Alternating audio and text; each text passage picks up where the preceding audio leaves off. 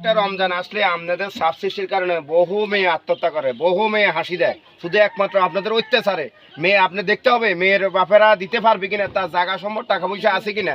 আপনি এই রমজান মাসের আগে কিনে খান না আপনি জিনিসপত্র, তাহলে রমজান মাস আসলে কেন মেয়েদের উপরে, মেয়েদের বাপের উপর এভাবে চাপিয়ে দেন? আপনারা ভিক্ষা করতে পারেন, আপনাদের লজ্জা লাগে না মেয়া?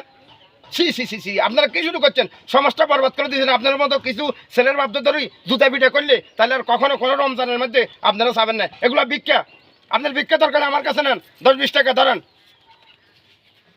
ভাই না কাজটা ভালো করেন না রে, এনে নেবে যদি করছে এটা যদি বাসা যেটা বাড়ির চলে হইব বুঝা।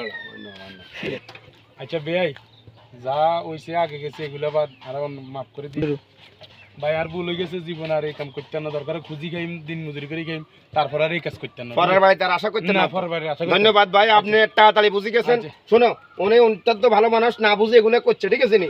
আর ওনার সাথে আর মন খারাপ করিও না, ঠিক আছে নি? ওকে ভাই, যাও যাও, বেরে কিছু খাওয়াই দে, যা বেরে কিছু খাওয়াই দে, বেরে কিছু খাওয়াই দে।